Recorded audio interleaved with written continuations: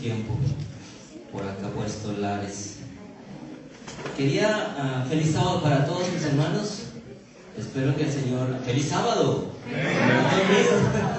Se me durmieron. Bueno, estaba buena la historia, ¿cierto? Estaba muy entretenida la historia.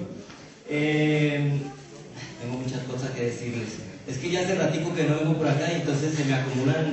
Eso es como en México dicen que los compadres que hace tiempo que no se ven tienen mucho de qué adelantar.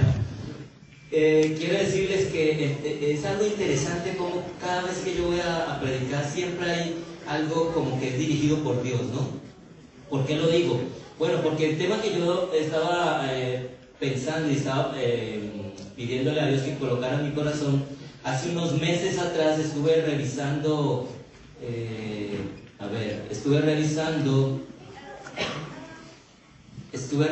la lista de temas que he tenido en las iglesias y me di cuenta que este tema no lo había presentado aquí y este tema lo preparé hace como más de un año y lo he tenido en otras iglesias. Dije, bueno, sentí en el corazón, voy a llevar este tema el día que me inviten a la iglesia de Lighthouse. Entonces ya lo tenía listo allí y me invitaron para hoy. Entonces, bueno, pero sucede que yo me vengo a dar cuenta ahorita, el título del tema es Justicia y Juicio. Y preciso esta semana estudiamos acerca de la lección de escuela sabática, acerca de eso, de la justicia y el juicio. Y yo les voy a decir a ustedes por qué, yo preparé este tema. Permítanme un momentico, antes de continuar quiero decirles que hay unos familiares y amigos en Colombia que me han pedido que si por favor el día que yo vaya a predicar pueda compartir la predicación con ellos en algunas ocasiones. Entonces en algunas iglesias no graban, no han vuelto a grabar, entonces no se ha podido algunas veces, pero aquí el hermano pues con el favor de Dios pudo ayudarme con esto, entonces los hermanos van a estar desde Colombia mirando la transmisión y quiero darles un saludo también, una bendición para ellos muy grande. Quiero decirles entonces quería decirles que precisamente este tema trata de lo que se tocó en la escuela sabática, pero vamos a afianzar un poco más eso, y siempre ha sido así, no sé por qué, siempre que he tenido un tema en la iglesia, siempre se ha tocado algo que ver con ese tema.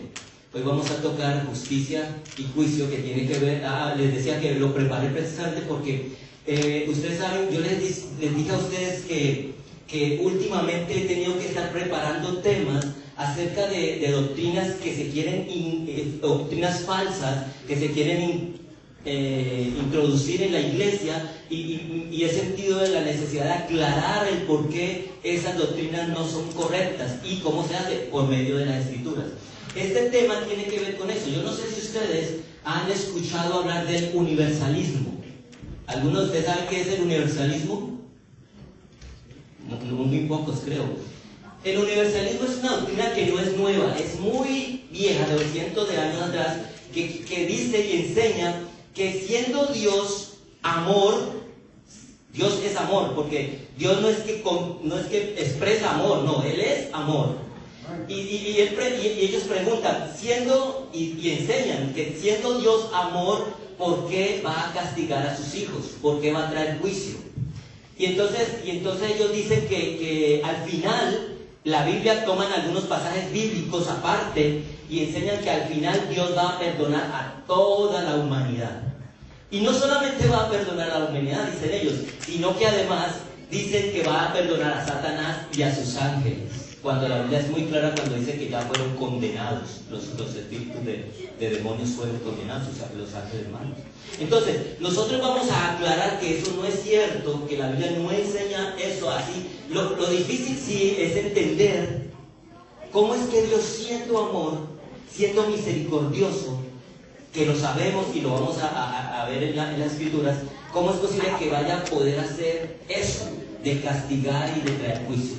Ahora, hay una diferencia entre justicia y juicio. Y eso lo vamos a explicar en el momento que nosotros vamos a tener el tema. Antes de continuar, quiero pedir la bendición del Señor para poder abrir su palabra y que sea quien nos guíe en este estudio, y que no solamente nos guíe, sino que impresione nuestros corazones para que nosotros podamos tomar una decisión para que oremos. Gracias nuevamente, Padre Santo, te damos porque para siempre es tu misericordia. Nosotros sabemos, Señor, que estamos pasando momentos muy difíciles. Estamos viviendo tiempos finales. Las señales de los tiempos lo muestran. Tu regreso está pronto a las puertas. Pero más que ello saberlo, Señor, es entender cómo estamos delante de ti. Y hoy hemos venido a tu casa de oración para ponernos a cuentas contigo. Para decirte, Señor, que queremos obedecerte, andar por tus caminos y consagrarnos totalmente. Pero no podemos hacerlo sin tu ayuda, Señor. Por favor, envía tu Santo Espíritu para que pueda manifestarse en nuestras vidas, para que pueda, Señor, subyugarnos y sentir el deseo de arrepentirnos y de someternos a ti. Te lo pedimos en el bendito y santo nombre de Cristo Jesús. Amén. Justicia y juicio. ¿Es lo mismo justicia y juicio? No. Miren, hermanos, justicia, Dios imparte justicia todos los días. Todos los días Dios imparte justicia. Y la justicia de Dios está basada en la, ¿qué cosa? Está basado en su carácter. Y su carácter es misericordioso. Misericordia. Nosotros podemos entender algo muy interesante cuando nosotros, cuando yo les hablo a ustedes acerca del monte de Sinaí, ¿qué se les viene a la mente? La ley de Dios, ¿cierto decir? Y eso es lo que siempre las personas cuando hablan del monte de Sinaí, cuando Moisés subió allá, la gente, no solamente nosotros, sino la gente en común, refiere el monte de Sinaí a la ley de Dios. Pero nos olvidamos de algo muy importante. Y es que cuando Dios presentó su ley a Moisés para llevársela al pueblo, antes de mostrar su ley, mostró ¿qué cosa? Su nombre. ¿Saben qué? Miren, vamos a ir a Éxodo capítulo 33. Inicialmente. Éxodo capítulo 33, quiero decirles que no sé si ustedes se dieron cuenta, pero tengo una Biblia nueva. Y quiero agradecerle a Dios por haber puesto en el corazón de un hermano de aquí de la iglesia, el hermano Esteban, el dar este precioso regalo. Es muy hermosa. Y ustedes saben que antes yo tenía una Biblia que era versión 2000, Reina Valera, y tenía un poquito de problemas con ella, pero la tuve como casi 30 años. Ya estaba cayéndose en pedazos. Y gracias al Señor, pues ya tenemos la 1960 Reina Valera, que es la con la que estudié yo siempre, desde el principio. Y entonces agradezco a Dios y al hermano por este regalo en público. En el versículo 33 hay algo interesante. Y dice...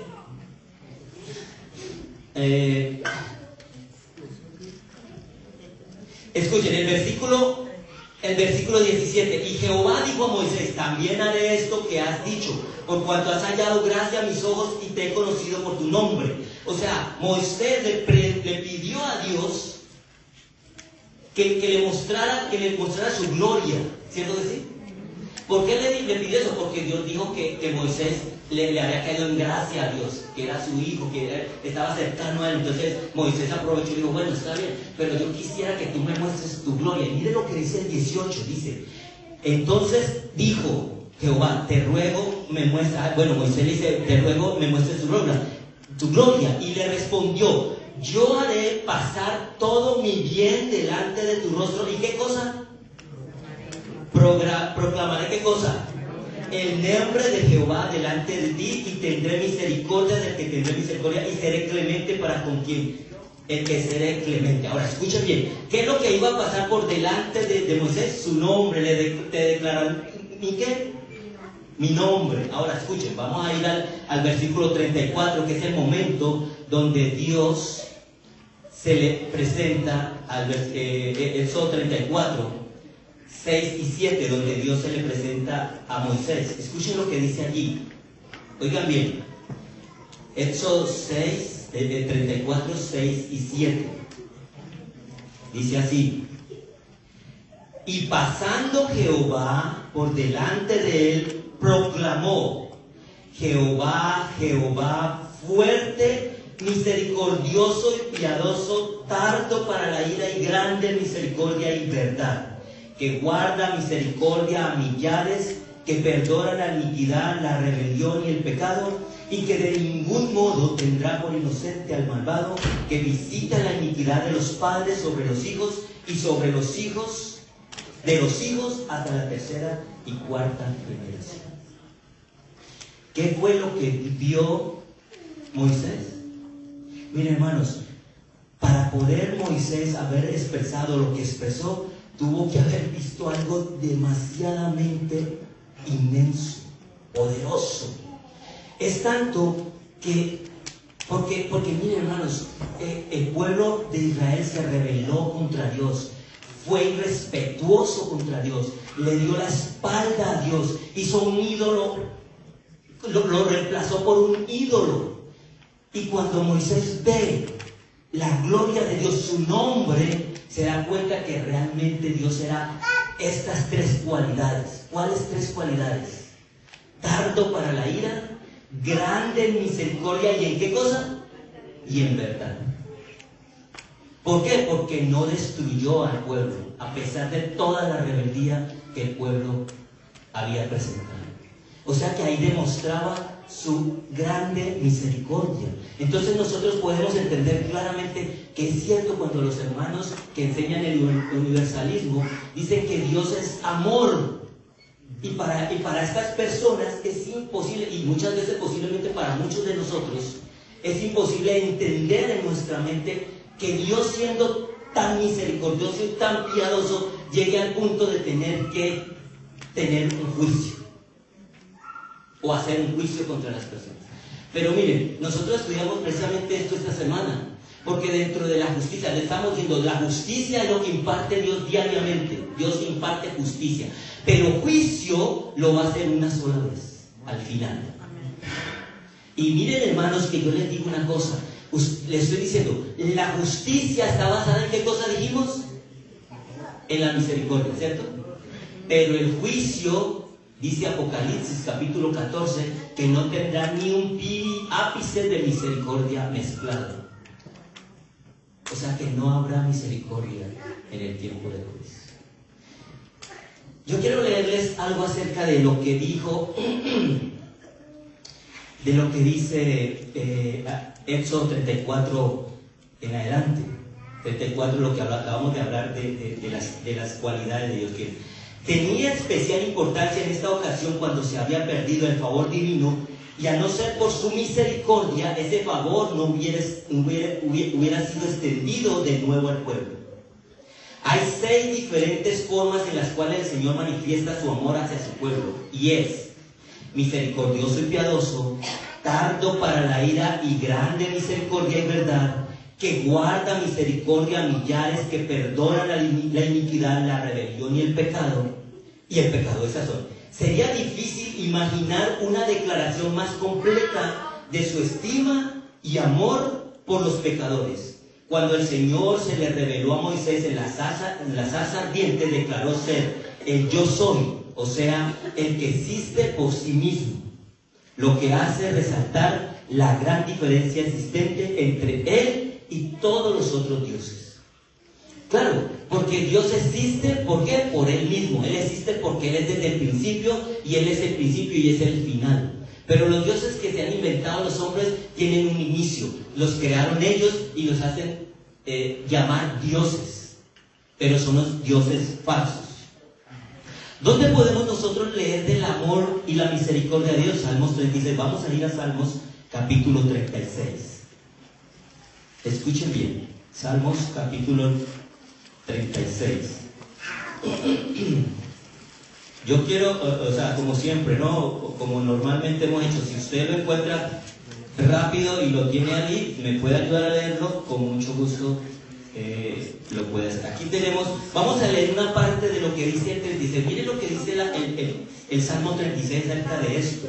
Dice: la iniquidad del impío me dice al corazón, no hay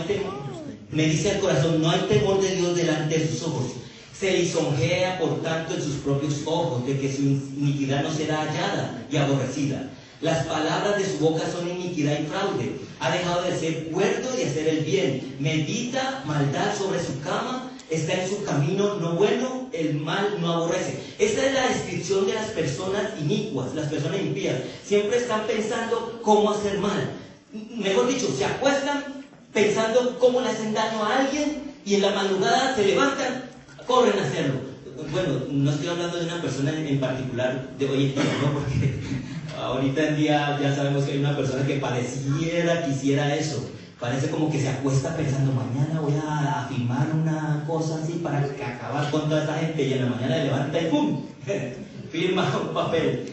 Y cosas por el pareciera como que no tuvieran paz en su corazón, ¿cierto? Buscando hacer daño a los demás. Pero mire, dice, sigue adelante y dice: Jehová es hasta los cielos llega tu misericordia. Escuchen, Jehová, hasta los cielos llega tu misericordia, y tu fidelidad alcanza hasta las nubes. Tu justicia es como los montes de Dios, tus juicios abismo grande. Oh Jehová, al hombre y al animal conservas. Cuán preciosa, oh Dios, es tu misericordia. Por eso los hijos de los hombres se amparan bajo la sombra de tus alas.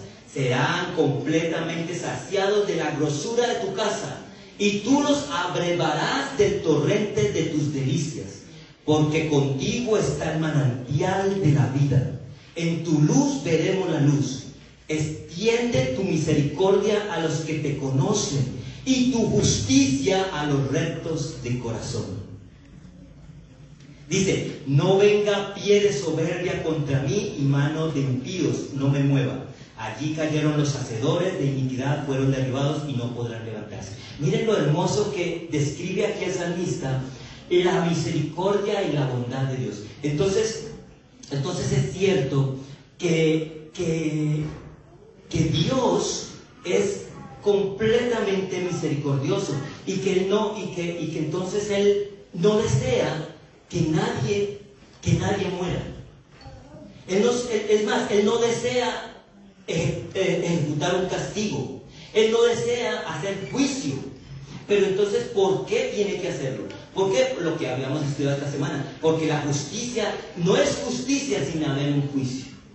Porque imagínate tú que Dios pase por alto toda la maldad y toda la iniquidad que el hombre ha hecho contra otros seres humanos. Eso sería injusto, ¿cierto que sí?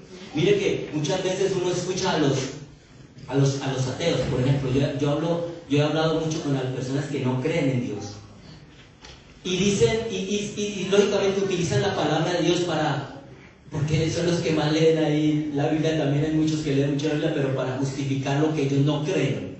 Y una de las cosas que ellos dicen es que, ¿cómo es que un Dios tan amoroso mandó a matar a ancianos, pueblos completos con niños y mujeres? Que los relatos están en la Biblia.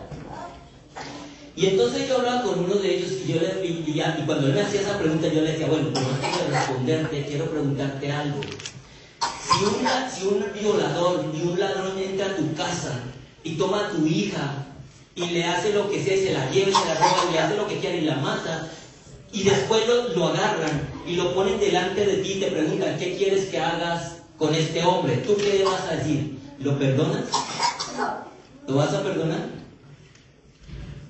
Y él me dijo: no, pues él se merece la muerte, él se merece lo peor, él está en la cárcel 100 años. Le digo: si tú sientes eso, ¿tú te imaginas lo que, siendo tu hombre que es en pequeñez, te imaginas Dios lo que siente cuando ve todas las atrocidades que hicieron esos pueblos que no tenían a Dios y que le hacían a su pueblo, que se hacían entre ellos mismos? Porque cuando tú lees la Biblia, tú te das cuenta, y la historia igual, que esos pueblos tenían costumbres de presentar sacrificios a sus dioses matando bebés, sus propios bebés. sus propios hijos. No solamente eso, mujeres también. ¿Y tú crees que para Dios eso era normal? Porque a pesar de todo, todos somos hijos de Dios, somos sus criaturas.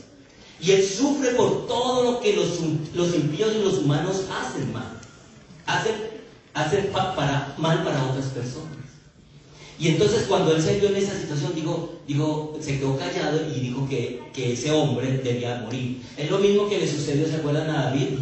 Cuando el profeta fue ante David y le contó la historia del hombre, el siervo que vivía en la casa del rey, y que ese siervo tenía un corderito que lo crió desde pequeñito y creció y dormía hasta en su cama, y un día vinieron a visitarlo al rey unos amigos y dijo: ¿qué les voy a dar a mis amigos? Ya sé, el cordero del siervo. Y fue, cogió el cordero, lo mató y lo sirvió a sus amigos. Y el profeta le pregunta a David: ¿tú qué habrías hecho con él? Dice: es digno de muerte. Así somos, hermanos, así somos. Y dice el profeta, le dice: ese hombre eres tú. Ese hombre eres tú. Y cuando se dio cuenta David, ahí fue cuando se arrepintió y se echó en silencio. Bueno, después de que el hijo de él murió, porque sucedió eso, pero él entendió las cosas. Eso pasa con nosotros. Ahora, escuchen bien. ¿Por qué? ¿Cuál es la razón por la que Dios trae juicio? ¿Por qué Él tiene que hacer un juicio? Vamos a ir a Isaías, capítulo 24. Isaías, capítulo 24.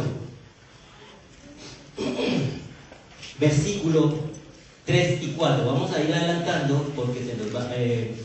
Isaías, capítulo 24, 1 al 6. Miren el por qué Dios debe hacer justicia y debe hacer juicio. Dice el versículo 24, capítulo 24, versículos del 1 al 6. He aquí que Jehová vacía la tierra y la desnuda, y trastorna su faz y hace esparcir a sus moradores. Y sucederá así como al pueblo, también al sacerdote, como al siervo hacia su amo, como a la criada a su ama, como al que compra al que vende, como al que presta al que toma prestado, como al que da al ogro hacia el que lo recibe. La tierra será enteramente vaciada y completamente saqueada, porque Jehová ha pronunciado esta palabra. Ahora escuchen: se destruyó, cayó la tierra, enfermó, cayó el mundo, enfermaron los altos pueblos de la tierra, y la tierra se contaminó bajo sus moradores, porque ¿qué cosa? Traspasaron las leyes y falsearon el derecho, quebrantaron el pacto sempiterno. ¿Qué dice el sexto? Dice: por esta causa la maldición consumió la tierra y sus moradores fueron asolados. Por esta causa fueron consumidos los habitantes de la tierra y disminuyeron ¿qué? Los hombres. ¿Por qué es que Dios va a hacer lo que va a hacer? Vaciar la tierra. Y en cierta forma esta profecía tiene que ver con el tiempo del fin. Con el tiempo cuando Dios haga su juicio. Y dice que es ¿por qué? Porque los moradores de la tierra, ¿qué cosa? ¿Qué dice? Porque ellos, ¿qué cosa? Se contaminaron ellos, contaminaron y porque traspasaron las leyes, falsearon el derecho. Traspasaron las leyes, contaminaron el derecho. Yo voy a adelantar. Dios es misericordioso. Es mentira, hermano. Escuchen lo que les voy a decir. Es mentira que Dios, porque es amor, va a perdonar al final del tiempo a todos los que hicieron maldad en toda la humanidad. No, todos recibirán según la paga. Como dice Eclesiastés, si se ha hecho lo bueno, se han hecho lo malo, recibirán según sus obras. Así dice Eclesiastés. Ahora, escuchen, en Ezequiel capítulo 33, ¿cuál es el deseo de Dios? Ezequiel capítulo 33, versículos 10 y 11.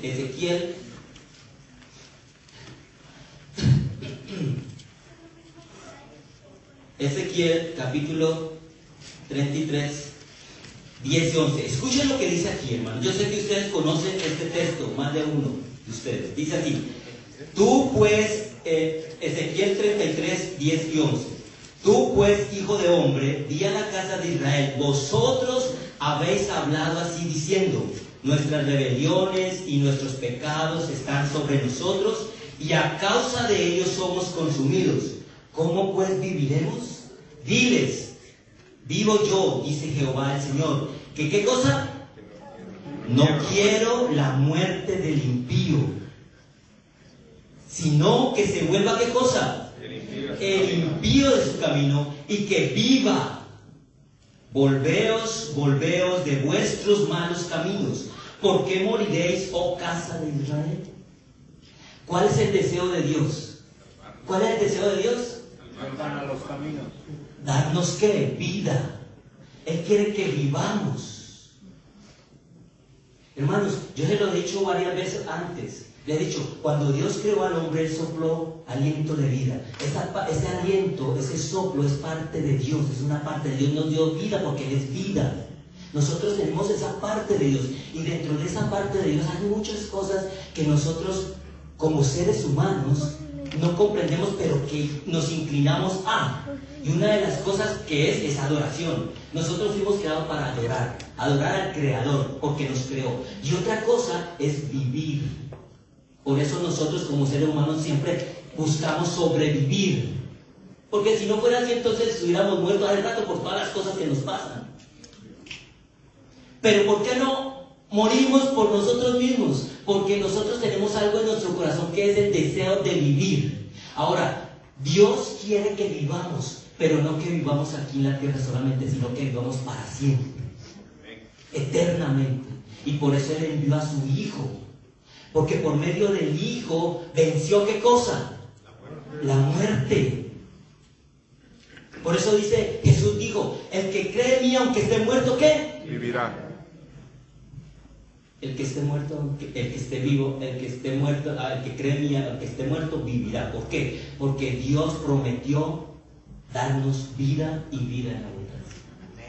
Amén. Ahora vamos a responder la pregunta difícil. Si Dios es amor, Dios es misericordioso, Dios no quiere la muerte del impío, no quiere que nadie perezca, entonces ¿por qué va a traer juicio? ¿Por qué va a acabar a dar de tomar la copa de su ira sin mezcla de misericordia, como dice en Apocalipsis 14? ¿Por qué? ¿Saben por qué? Precisamente cuando yo hablaba con estas personas acerca de este tema, me acordé de un pasaje bíblico que hoy lo vamos a tomar y va a ser como la base del por qué el tema. Y me acordé de Isaías, capítulo 28. Vamos a ir a Isaías, capítulo 28, versículo 21. Escuchen bien. ¿Por qué Dios, siendo tan misericordioso, cómo es posible que Él sea capaz de hacer un juicio y destruir a los impíos en ese juicio? Isaías 28. Dice así, escuchen con atención. 28, 21. A ver si lo podemos leer desde antes. Vamos a leerlo desde el 19. Luego que comience a pasar, Él los arrebatará, porque de mañana en mañana pasará, de día y de noche, y será ciertamente espanto el entender lo oído. La cama será corta para poder estirarse y la manta estrecha para poder envolverse. Pero el 21 dice, porque Jehová se levantará, como en el monte Perazim, como en el valle de Gabaón, se enojará para hacer su obra. ¿Y qué dice? Su operación, ¿su qué? Su extraña operación. Ahora, escuchen una cosa. ¿Qué significa extraña? ¿Qué es algo extraño? Algo que nunca se ha visto. Algo que no se entiende, o algo que no se ve, o algo que nunca se ha sabido. Para para Dios, escuchen con atención, hermanos, por eso es que muchas veces, por eso es que yo cuando leo esto entiendo el por qué muchas personas no llegan a comprender esa situación de Dios siendo amor, tener que hacer un juicio. Porque para Dios es algo, ¿qué cosa? Extraño obrar de esa forma. Pero dice que lo va a hacer. Porque dice, vuelvo y repito, volvemos y lo leemos. Porque Jehová se levantará como en el monte de Perazim. Cuando habla del monte de Perazim y en el valle de Gabón, está hablando de una situación que se presentó, lo podemos leer en Crónicas, donde Josué tuvo una pelea, tuvo una batalla, y Dios acabó con todo un pueblo que era enemigo, un pueblo enemigo. Y dice que acabó con todo ese pueblo. Dice, por eso ahí dice que se levantará como en el monte de Perazim, como en el valle de Gabaón. Se enojará para hacer su obra, su extraña obra. Para Dios hacer esa obra de destrucción es extraña. Es algo que no es algo que no es de su naturaleza. Yo les pregunto una cosa. Miren, hermanos, para nosotros como padres, nosotros podríamos decir que experimentamos algo parecido. ¿Cuándo lo experimentamos? Cuando tenemos que castigar a nuestros hijos. Y yo te pregunto a ti, ¿tú castigas a tu hijo porque lo odias? Y cuando tú castigas a tu hijo, yo me acuerdo que creo que en México, alguien me dijo una vez que en México había un dicho que decía que cuando las mamás de antes, yo no sé ahora pues, pero tenía un dicho que cuando las mamás iban a castigar a su hijo, le iban a pegar, la mamá le decía, esto me va a doler más a mí que a ti. ¿Sí es así? Sí, me va a doler más a mí que a ti. Es algo así parecido. O sea que para nosotros como padres, muchas veces es muy difícil castigar a nuestros hijos. ¿Por qué? Precisamente porque los amamos. Pero porque los amamos es que los castigamos. ¿Por qué? Porque no queremos el mal para ellos. Imagínense entonces que nosotros en esta situación diminuta, ahora piensen en Dios un poco, porque no alcanzamos a discernir todo lo de Dios, que conoce todas las cosas, que conoce nuestras intenciones de nuestro corazón. Como dijo cuando tuvo que enviar el diluvio, estos hombres están siempre tendientes, siempre ¿qué? Al mal. Y su iniquidad llegó ¿hasta dónde? Hasta los cielos. Imagínense a un padre tener que soportar la rebeldía e iniquidad de su hijo por tiempos, esperando que se convierta, esperando que cambie. Entonces para Dios actuar de esa forma es una cosa extraña. Mire, hermanos, en el espíritu de profecía lo dice de una manera que me parece interesante, porque utiliza una palabra que expresa todo lo que Dios siente cuando le toque hacer esa obra. Miren lo que dice ahí. Eso se encuentra, Joya de los Testimonios, tomo 2, página 63. Con infalible exactitud, el Ser Infinito sigue llevando una cuenta con todas las naciones. Mientras ofrece su misericordia con invitaciones al arrepentimiento, esta cuenta permanece abierta. Pero cuando las cifras llegan a cierta cantidad que Dios ha fijado, comienza el ministerio de su ira. La cuenta se cierra, cesa la paciencia divina. Entonces ya no intercede la misericordia a su favor. Las naciones de esta época han recibido misericordia sin precedentes, pero el orgullo intensificado, la codicia, la idolatría, el desprecio de Dios y la vil ingratitud son cosas anotadas contra ellas. Están cerrando rápidamente su cuenta con Dios. Escuchen, aquí está la palabra. La crisis se está acercando rápidamente. Las cifras que suben velozmente demuestran que está por llegar el tiempo de la visitación de Dios. Aunque le repugna, oiga bien, castigar a Dios, castigará sin embargo. Y lo hará prestamente. ¿Qué es lo que siente Dios cuando va a castigar? Repugnancia. Escuchen lo que dice más adelante. para nuestro Dios misericordioso la tarea de castigar es extraña. Vivo yo, dice Jehová el Señor, que no me complazco en la muerte de mi hijo. Sin embargo, no dará por... ¿Cuándo Dios va a ejecutar su extraña obra? ¿Cuándo creen ustedes que va a ser la época en que Dios ejecutará su extraña obra? A ver, ¿alguna idea? ¿Cuándo creen ustedes que lo va a hacer? La venida de Cristo. Muy bien, puede ser. ¿Después de qué? Después de los 1000 años ya van a ser juzgados los impíos. Yo le voy a decir cuándo, hermanos. Mire, va a ser en las plagas después del cierre de gracia. Ustedes saben que va a haber en el capítulo 16 de Apocalipsis habla de las plagas que van a haber en ese tiempo, ¿cierto? En ese tiempo. Él cuando dice que el sol va a quemar, que va a haber sangre en los ríos y que va a haber varias cosas allí que hablan de varias plagas. Esas plagas van a ser entre el fin del tiempo de gracia y la segunda venida de Jesús. O sea que es antes de la segunda venida de Jesús. Y es cuando Él va a ejecutar, por medio de esas plagas, es que Él va a ejecutar su extraña obra, castigando a los rebeldes. Ahora, el Espíritu de Profecía dice que van a ser plagas universales, van a ser plagas así en diferentes lugares. Pero en ese momento ya el pueblo de Dios está sellado.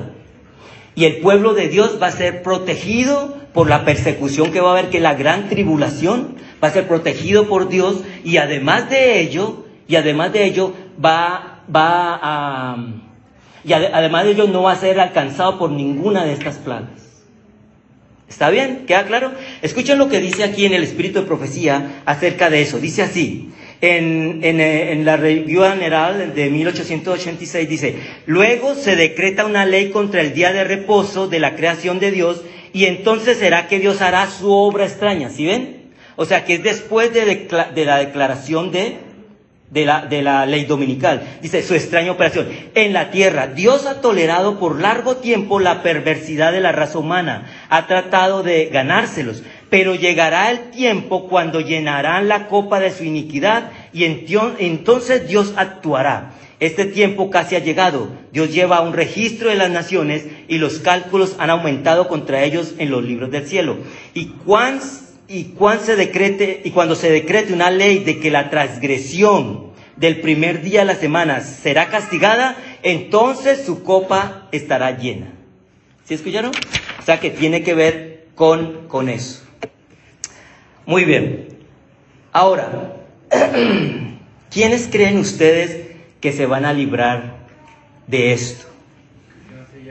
Muy bien. ¿Y quiénes son los que van a ser sellados? Isaías capítulo 33, versículos 15 y 16. Isaías capítulo 33, versículos 15 y 16. ¿Qué dice allí en Isaías capítulo 33, 15 y 16? Los que van ¿quiénes serán los que van a ser librados en esos tiempos y en todo tiempo? Es una promesa para todos aquellos que siguen al Señor. Dice así en 15 y 16, dice: el que camina en justicia y habla lo recto, el que aborrece la ganancia de violencias, el que sacude sus manos para no recibir cohecho, el que tapa sus oídos para no oír propuestas sanguinarias, el que cierra sus ojos para no ver cosa mala. ¿Qué cosa?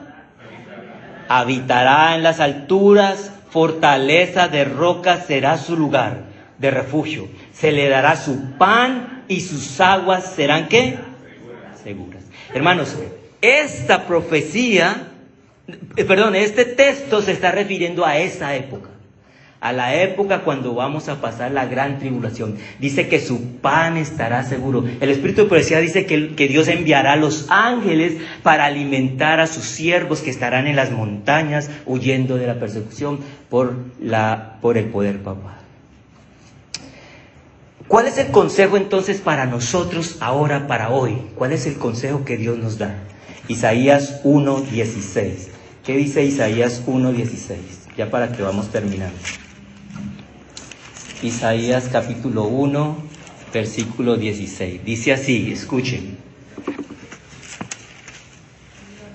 Lavaos y limpiaos, quitad la iniquidad de vuestras obras de delante de mis ojos, dejad de hacer lo malo, aprended a hacer el bien, buscad el juicio, restituid al agraviado, haced justicia al huérfano, amparad a la viuda.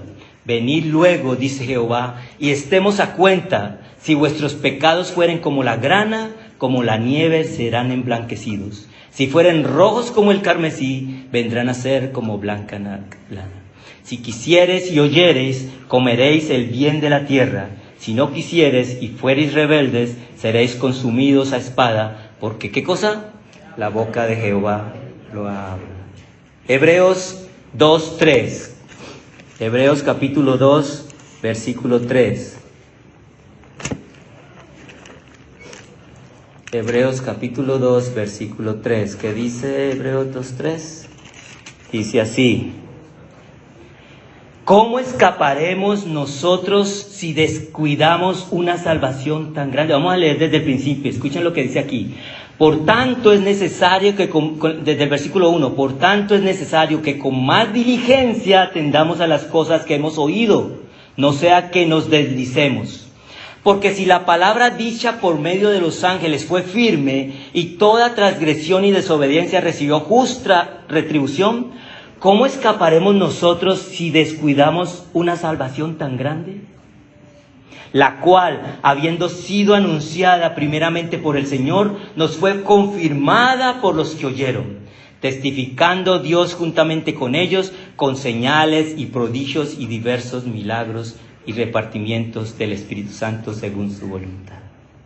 La pregunta es, ¿cómo escaparemos nosotros si descuidamos una salvación tan grande?